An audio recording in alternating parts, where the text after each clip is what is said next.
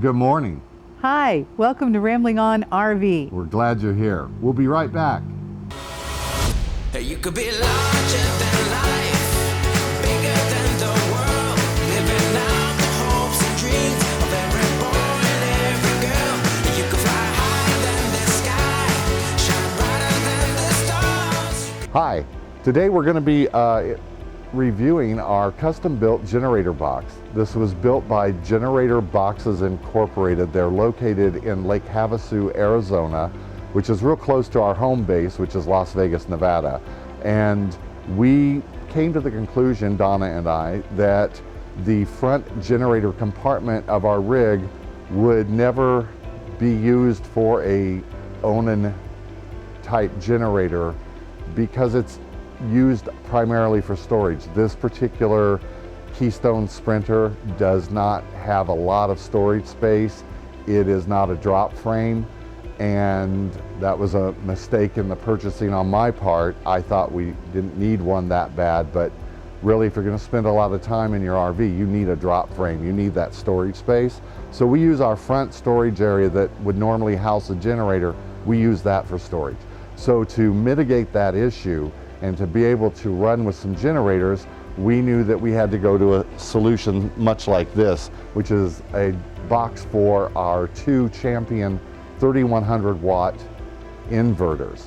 And what I will tell you right now, outside of the absolute amazing look of this with the diamond plate and the chromed look, this is a home run. The price, the quality of this box, and the service that Generator Boxes Incorporated from Lake Havasu provided to us, their positive attitude about we can get anything done, just made the whole buying experience and the after the fact experience very positive for us.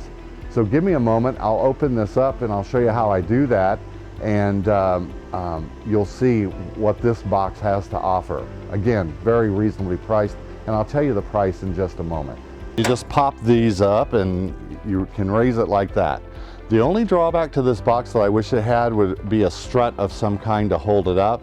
I have solved that problem by rigging up a piece of PVC, just your standard old lawn sprinkler PVC, and I just pretty much put it in there and prop it up like that. So that works for me. Now, if you want to come over here and take a look at this, inside the box, there's a couple of things that you should know. One, my wife and I put this heat reflective insulation on the back wall of the box and on the lid of the box. And we did that just out of an abundance of caution because A, it dampens the noise slightly, but also we wanted to protect the back of the rig from the heat put off by these two inverters. Secondly, when I was working with Generator Boxes, they came up with a solution, and I'll show you right down here, to exhaust from this unit. Both of these exhaust to the right-hand side as you're facing them, and Generator Box Incorporated, their solution, I was working with a guy named Michael there, was to put this little plate in here that will raise up, and when it raises up, excuse me, and when it raises up, the idea was that it would exhaust, it would hit the back wall and exhaust down. And that was actually a good solution. Him and I both agreed that that would probably work very well. The one thing we did not take into account was the heat. These put off quite a bit of heat, and so what would happen was as the inverter was running and hitting, the exhaust was hitting the back wall, it was heating this up, this center panel up, and it was basically transferring that heat to the entire box. If that's true, then we came very close to the China syndrome. So it became clear to me pretty quickly on the first use that that was not going to work for our application. And it melts right down through the bottom of the plant, theoretically, to China. So what we did is I went online to Amazon and I purchased a quick connect for the actual generator box, which will exhaust out of a silicone exhaust pipe it will run the exhaust out of the bottom of the box for this one particular generator. Now, the other thing that they did, and they did this exceedingly well, is they put these panels on, and you can see the little flanges work their way into this ridge on every side.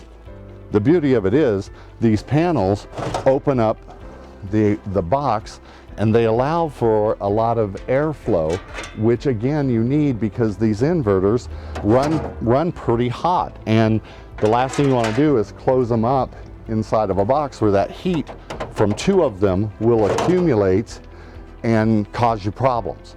So here are the two boxes, and then I can put my quick connect exhaust tube on here for you. Okay, so we've got the box all opened up. I've raised up this hatch, and this is my quick connect. You can get this, like I said, on Amazon. This is specific to a Champion inverter, but they make them for all different brands.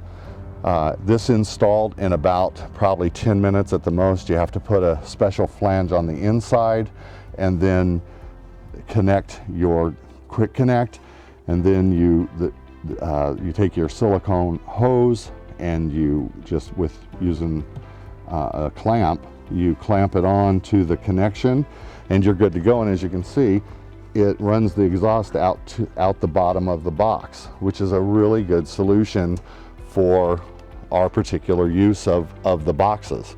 So that is pretty much the box in a nutshell. Basically, I would, once I get to this stage, I would fire both of these up. I would they daisy chain together, so I would put the link right here, it sits on here, and then I'd plug my rig into it, 50 amp power with the two of them running, and that allows me to run both of my air conditioners and pretty much everything else inside the rig. And I will tell you, I couldn't be more happy. This is bolted through the bumper. I told them to do it that way because I don't store my sewer hose in my bumper. I store it in a Rubbermaid tub. So the bolts actually go down, but they also did some welding as well. So it's very secure. It hasn't budged. I actually measured the gap in between the camper and the box, and we've been on about 5 trips since this was all installed and the inverters were put in here, and it hasn't done anything. It hasn't dropped at all, and as I said, it's very secure. I'm very, very happy with it. If you are anywhere near Havasu, and if you need any type of a utility box, generator box for your truck or for your camper, as I said, this was custom built, and the price for this whole thing, including install, was $800. That, to me, that is ridiculously inexpensive. Yours may be more or less depending on your configuration, but for me, I was very happy with the price, very happy with the service, and the quality. The quality is here, man. They just do a really good job. So until next time, we'll see you later at Rambling On RV. Hey, I just wanted to mention, we are not affiliated in any professional capacity with Generator Boxes Incorporated. I know I gave you a really good pitch on buying from them and why you should. Other than being a very satisfied customer, we have no other relationship with that company. I just think it's a great company, and I think they put together one heck of a nice product. So check them out at least. But no compensation. This was not a paid endorsement. They are not partners of ours, and we don't even own a piece of their business, and I wish we did because they do such good work. You have a great day. You can fly